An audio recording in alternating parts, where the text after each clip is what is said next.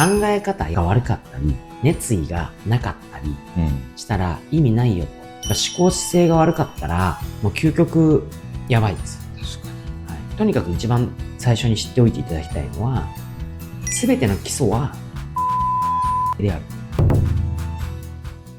こんにちは、もんじです。このチャンネルでは、今の時代に通用する組織づくり、育成術など役に立つ内容をお話ししています。ぜひチャンネル登録をお願いいたします。はい、ということで本日もよろしくお願いします。お願いします。今日はですね、壮大なテーマというか、人生や仕事を通じて、成功したいと誰しもが思ってると思うんですけど、今僕、ちょうど部下を見る立場、いわゆるその管理職みたいなポジションなんですけど、最近新入社員が入ってきてるんですよね。僕が上司って言われる立場、人に何か教えるとか、そういう風なポジションに初めて立ち回るんですけど、改めて今回モン社長にお伺いしたいのが、育成とか部下に教えるみたいな、そういう立場になった時に改めて何を学んだらいいのか、学ぶべき順番みたいなところを今一度教えていただきたいなと思っています。はい。じゃあ人生や仕事を通じて成功するには、ですよね。はい。そうですね。育成に関しての、我々アップルの考え方、私の考え方をお話していきたいと思うんですけど、はい、学ぶ順番ってすごく重要だなと思ってまして、はい、僕はですね、一番最初にやっぱ自己啓発するべきだと。自己啓発。はい。はい。だから大項目的な話でいくと、はい、啓発っていう項目をやっぱ一番最初に持ってきていて、はい、でその次にスキル。メンバーとしては、中項目様々あるんですけど、まず啓発とスキルっていうことですね。でこれで能力高めていくと、管理職っていう風になった時に、それを見据えてですね、組織開発、いわゆるチームマネジメント、組織マネジメント、で、最終的に経営だと思ってますと。はい、なので大項目でいくと、1、啓発、2、スキル、3、組織開発、4、経営だと。これもうちょっと中項目で砕けていくと、1の啓発に関しては自己啓発、そして会社啓発。2のスキルはソフトスキル、ハードスキル、職種別スキル、コンセプチュアスキルだと。で、組織開発はチームマネジメント、組織マネジメント。経営っていうのはいろいろありますけど、経営戦略というふうにまとめていますと。ここからじゃあ自己啓発何を学んでいったらいいのとか、ハードスキルって何のことを言ってるのとかっていうのは、この図の通りなんですけども、これら一個ずつ、この動画では紐解いて、シリーズできたらなと思います。はい。何を学ぶか、みたいな話が今こう言ってたんですけど、結構順番って大事だと思ってまして、で最初に理解していただきたいのが、一つ目ですよね。啓発で言うと自己啓発、思考姿勢の話だと思うんですね。稲森和夫さんが人生及び仕事における成功の方程式は考え方かける熱意かける能力だ。これの掛け算だって言ってるわけですよね。これ多分言いたいことって要約すると、能力が高いだけであっても、考え方が悪かったり、熱意がなかったりしたら意味ないよと。どれか一つでもゼロだったら当然掛け算なんでゼロになりますし、能力が10あったとしても考え方がレベル1、熱意も1だったら10ですよねと。総和はですね。でも考え方が例えば9あって、熱意も9あって、能力が仮に3だとしても、9×9×3 なんで243ありますよね。そういう差が出ますよってことを言ってるわけですね。僕なりにこれを従業員に説明するときに、どういうふうに言ったら分かりやすいだろうなと思って、いろいろやっぱ考えるわけですけれども、例えば家を建てますと。住宅で言ったら考え方、思考姿勢が家の基礎みたいなものですよね。熱意っていうのは掃除とかメンテナンスの意味合いがあると。能力っていうのはエクステリア、インテリアだと。こう考えてくださいと。一番しっかりしてなきゃいけないのは何ですかって。基礎。そうですよね。思考、姿勢は基礎なんですよ。何事においても。どれだけ素晴らしい能力を持っていても、思考姿勢が悪かったら、もう究極やばいです。確かに。言い方変えると、思考姿勢っていうのは、いわゆる EQ みたいな話ですね。心の知能指数、人間性みたいな話。熱意っていうのは、努力とか行動のことを言ってると解釈していて、はい、それっていわゆる僕の中で PQ、前頭知性とか身体的リーダーシップみたいな話。で、能力というものは、いわゆるやっぱ IQ、知能指数みたいなことをこう言っています。一つずつやっぱこうやって定義していかないと、能力、スキルとかって言っても何のこと言ってるのか分かんなくなっちゃうので、どうしても今の世の中は、学校教育においてこう IQ を高めるみたいな、受験とか、いい大学、いい高校、いい学校って結局 IQ、要は偏差値が高いか低いかとか、こういうのでこう判断されていくことが多いわけですけれども、とにかく一番最初に知っておいていただきたいのは、全ての基礎はやっぱ思考姿勢であると。人間性に勝る IQ はないと思いますと。どれだけ IQ が高かったとしても EQ が全く皆無だったらこれ詐欺師になりますよと。確かに EQ を教えてもらえるような会社とかってあんまりないですよね。そうですよね。僕もやっぱり過去働いてきた時そう考えていて、これ自分でやっぱりこう経営も長いのでいろいろ考える中でそれをこう根っこづいたんですけど、本当になんでしょうね、例えばプロ野球選手で、じゃあドラフト1位ってなったらその時点での能力がものすごく多分高いんですよね、実績もあると。じゃあプロ野球の世界に行った時に今までのドラフト1位の人を多分全部こう絞り出してリストアップして、その後のプロ野球生活どうだったか、プロ野球生活終わってからどういう人生を歩んだかとか多分全部並べて見たことはないんですけど、おそらくバラバラなんだと思うんです。活躍できた人、できなかった人。だから能力で全て決まってしまうんだったら、本来ドラフト1位で、ね、入団した選手って必ず活躍するはずなんですよ。でも全くもって結果はバラバラですと。じゃあ何が違うんだと。やっぱり野球に対する姿勢だったり、そもそもその人の人としての思考だったり、そういったものとか、あとはやっぱり努力行動をその後したのかしてないのか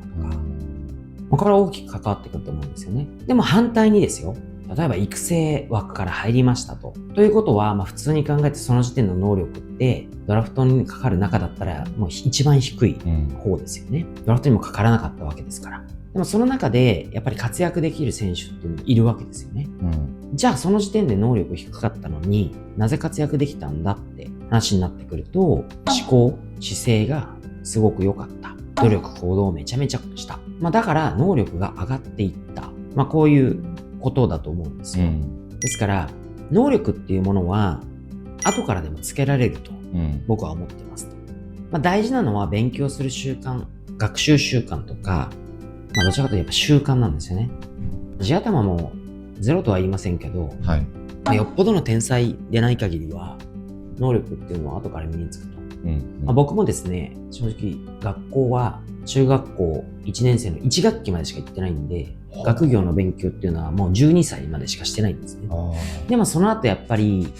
いろんな人生を送ってきて、今能力としては、経営者としての能力がどこまで高いかはちょっと自分では分かりかねますが、少なからずとも出している、今現在時点でも出している結果を考えると、やっぱり思考姿勢、努力行動、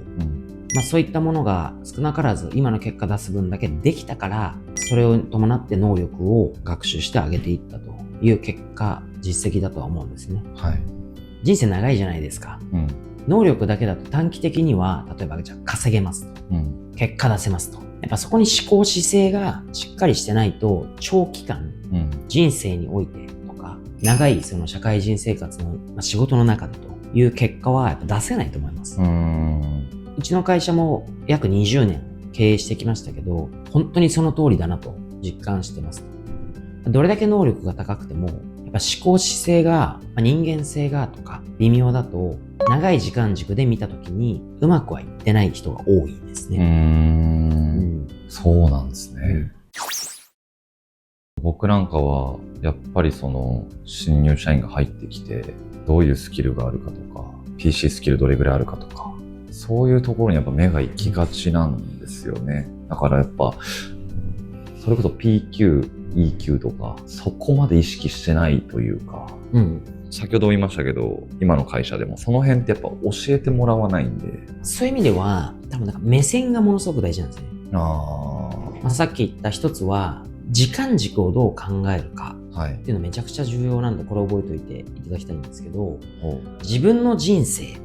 仕事においても自分が働く、この新卒で入ってから、はい。定年まで働くって考えて、自分の一人の人生を考えたときに、絶対に長期の時間軸で考えた方がいいんですよ。はい。会社にもよりますし、先輩にもよりますし、周りの環境にもよりますけど、今目の前のことしかやっぱわからない、見えない、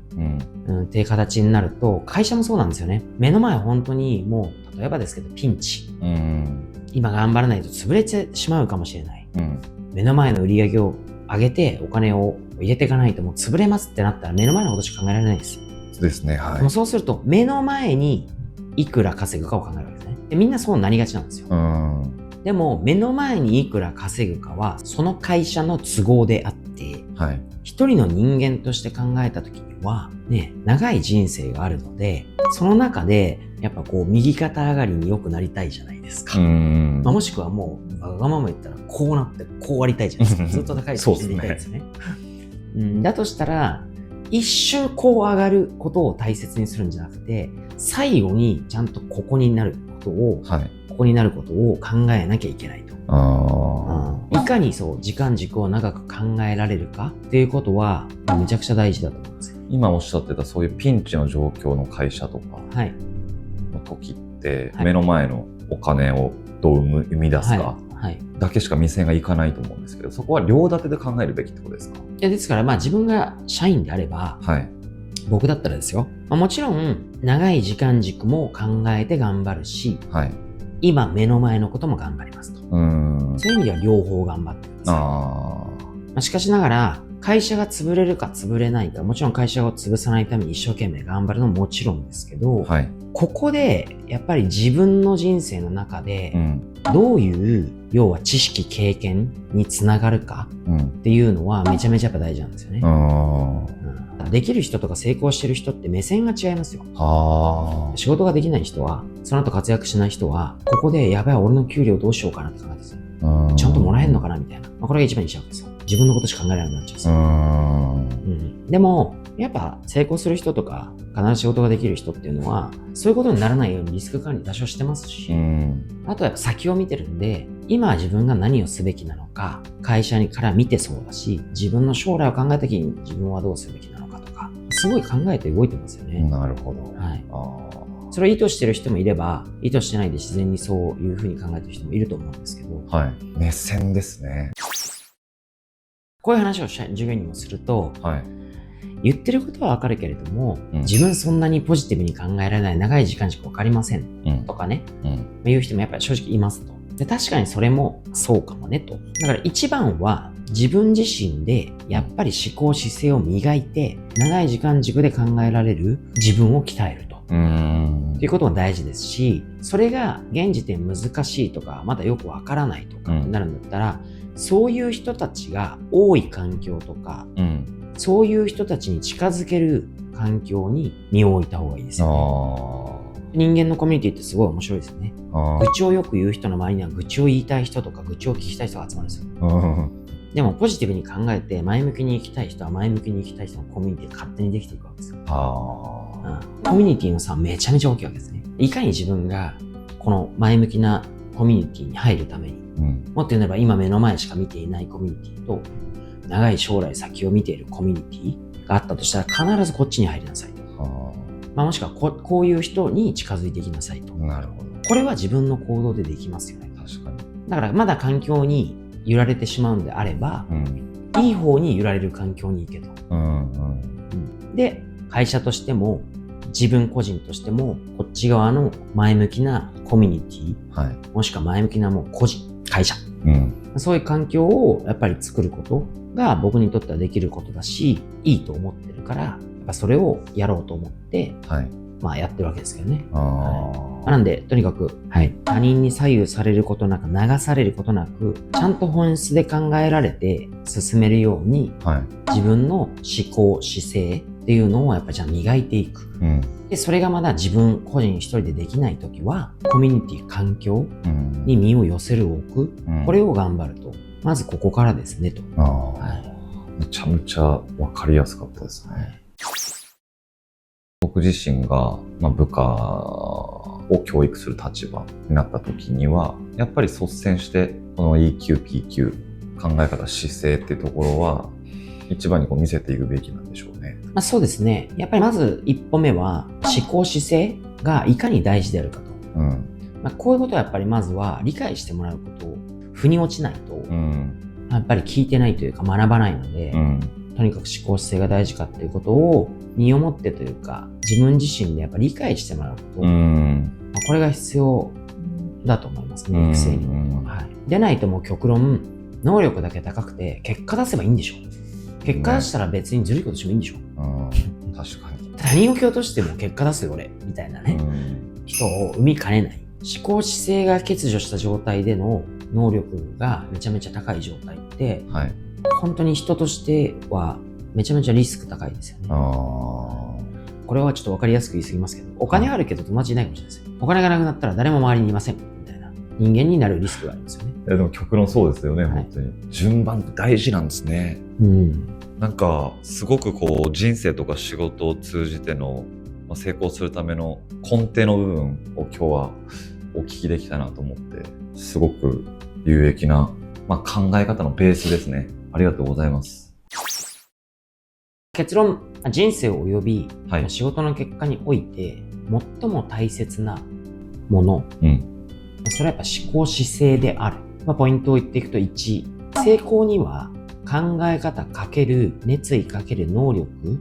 この掛け算が重要ですと。稲盛和夫さんの成功方程式に基づいて、考え方、思考姿勢ですね。そして熱意、努力、行動。最後に能力、知識、スキル。この3要素が掛け算で結果を決めます。どれかが0であれば結果も0になります。能力が高くても思考姿勢が悪かったり、熱意が出せなければ、努力行動できなければ意味がない。2つ目は人材育成の順番が重要です。大切なことをから学ぶと。もう原理原則鉄則ですよね。学ぶべき順番として1、啓発、自己啓発、会社啓発など。次にスキル、ソフトスキル、ハードスキル、職種別スキル、コンセプチュアスキル。そして3つ目に組織開発、チームや組織マネジメント。4つ目に経営。こういったことをしっかり固めることが大切です。思考姿勢の重要性をポイントをつまむと、家であればそれは基礎土台ですと。それが思考姿勢、EQ とか人間性ですよ。家の掃除、メンテナンス、それが熱意、PQ、行動努力である。エクステリア、インテリアが能力、IQ、スキルですね。基礎が脆ければどんなに外観が立派でも崩れますよ。短期と長期の視点を必ず持つと。目の前の成功だけではなく、長期的な成功成長を見据えることが重要。会社や個人が短期利益だけを追うと、将来的に大きな結果を得られないということもよくあります。ポイント5個目、環境が思考に影響を与えることも理解しておきましょう。前向きな人が集まる環境に身を置くこと重要ですと。ネガティブな環境にいると、ネガティブな考え方に引っ張られますよ。逆に成長志向のある環境にいると、自分の思考姿勢も磨かれますよと。他人にとかよくわからないことに流されずにちゃんと信念を持ってやるっていうのが一番理想ですけど、それがまだできないとか厳しそうであれば、しっかりとそういう環境に身を置くということを頑張ってください。で、最後に、リーダーとして部下を育成する際、まずは思考姿勢の重要性を理解させることが最優先です。結果を出すことは大事ですが、どのような思考姿勢を持った上で結果を出すかがより重要です。能力だけを重視する育成ではなく、思考姿勢を鍛え、人間性を磨くことが長期的な成功につながります。ありがとうございます。皆様からいただくいいねやコメントはいつも見ていて励みになります。この動画が気に入った方は、ぜひいいねやコメントをお願いいたします。